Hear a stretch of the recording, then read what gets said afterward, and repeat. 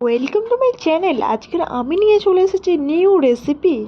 আমরা তো মাছ খেতে ভালোবাসি, তার সঙ্গে মাছের ডিম হলে আর কি চাই। মাছের ডিমের পাতুরি নিয়ে চলে আসলাম। উফ, আমার তো বলতে বলতেই জিভে জল চলে আসছে। তো চলো বন্ধুরা, তোমাদের সঙ্গেও রেসিপিটা চটপট শেয়ার করে নিয়ে আমি আমার মতো করে তোমরাও বানিয়ে নিও। আশা করি তোমাদের খুব ভালো লাগবে।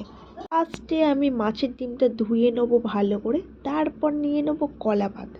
কলা পাতাটা ভালো করে ধুয়ে মুছে, যেন না জল থাকে। তারপর আমি সেই কলা পাতাটার ওপর সর্ষের তেল মাখিয়ে নেবো। সর্ষের তেলে বেশি টেস্টি হয়।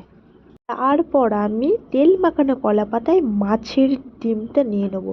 তারপর দিয়ে দেবো চিকেন কারি মশলা, চিকেন চিকেন ফ্লেভারের গন্ধ আসে। তারপর পরিমাণ মতন হলুদ, পরিমাণ মতন লঙ্কার গুঁড়ো, পরিমাণ মতো নুন, দিয়ে দেবো কুচিয়ে রাখা পেঁয়াজ।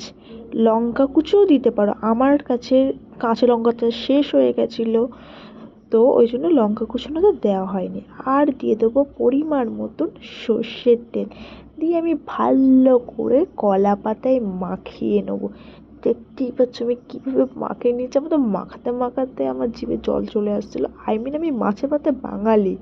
তারপর কলা পাতাটা মুড়িয়ে নেবো। তো আমি কলা পাতাটা মুড়াতে তো নাজেহাল হয়ে যাচ্ছিলাম, আমি ট্রাই করে যাচ্ছিলাম। তো কলা পাতাটা আমি মুড়াচ্ছি।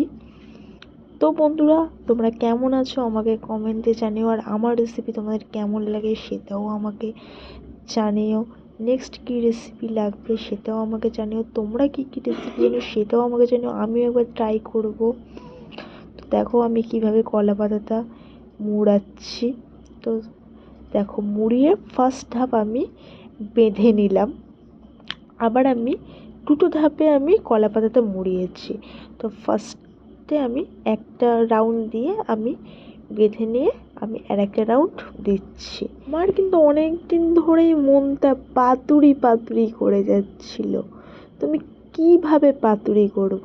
তো বর্ষাকাল চলে এসেছে, আর গরম গরম পাতুরি খাবো না তাই কখনো হয়? তো দেখো আমি এই সাইডের কলার দাঁড়টা কেটে নিয়ে আমি আর একটা সেকেন্ড রাউন্ড দিয়ে নিই। কিন্তু খেতে খুব ভালোবাসি, কিন্তু আমি বেশি খেতে পারি না, এটাই হচ্ছে আমার দোষ। আর কি করব বলো? তো আমি তাও বসিয়ে নিয়েছি, তাও তো আমি জল দিয়ে দিয়েছি অল্প পরিমাণে। তো তারপরে দেখো আমি এটা দিয়ে দিচ্ছি। ফার্স্টে আমি দিয়ে দিলাম এইটা ভালো করে। তো এবার এইটাকে আমি এই তাওয়ার জলটাকে যেটাকে সেঁকে নেবো।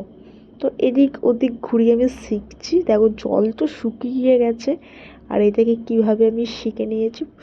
কলা পাতার যে ফ্লেভারের গন্ধটা আসছিলো না, সেটা অসাধারণ।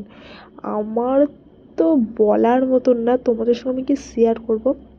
তারপরে দেখো আমার মনে হচ্ছিল যে এদিক ওদিক, তো এইটা হয়নি, দুই সাইড হয়েছে, ওই জন্য আমি ওপরও করে নিলাম। তারপরে আর একটা কলা পাতা নিয়ে নিয়েছি, আর পাতুরিটা আমি নামিয়ে নিয়েছি ভালো করে শিখে। প্রায় তোমার 30 মিনিটের মতন শিখে নিয়েছি। তো আমি তারপরে খুলছি, দেখো আমার তো কলা পাতার ফ্লেভারের গন্ধটা শুকেই আমার খিদে পেয়ে গেছে, আর খুলতে খুলতে তো জিভে জলও চলে আসছে। তোমরা কিন্তু বন্ধুরা আমার মতন করে এই রেসিপিটা একবার বানিয়ে দেখো। পুরো গরম আর পুরো সফট হয়েছে, দেখো কি আমি টিপে যাচ্ছি, দেখো পুরো সফট আর খেতে অসাধারণ। আর আমার মনটা তো পাতুরি পাতুরি পাতুরি পাতুরি করে যাচ্ছিল। তো আমার মনটাও জুড়ালো। তোমরা আমাকে প্রচুর পরিমাণে সাপোর্ট করো, তোমরা আমার পাশে থাকো, আমিও তোমাদেরকে সাপোর্ট করব। কারো সাপোর্ট লাগলে বলো, আমিও তোমাদেরকে সাপোর্ট করব।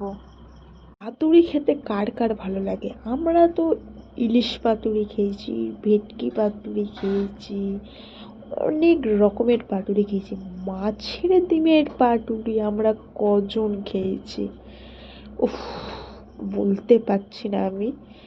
আমরা তো বেশিজন খাইনি বলতে গেলে। তো এই রকম স্টাইলের একবার মাছের ডিমের পাতুরিটা করে দেখো, পুরো সফট আর গরম। স্ন্যাক্সের সঙ্গেও বানিয়ে নিতে পারো। খুব ভালো লাগবে। ছোটোবেলা দিয়ে আমার খুব রান্না করতে ভালো লাগবে, কিন্তু আমি এই পরিমাণে কুঁড়ে, এতই কুঁড়ে, তো আমি মার কাছে কেলানি খেতাম। লাগলে লাইক আর সাবস্ক্রাইব করে যেও।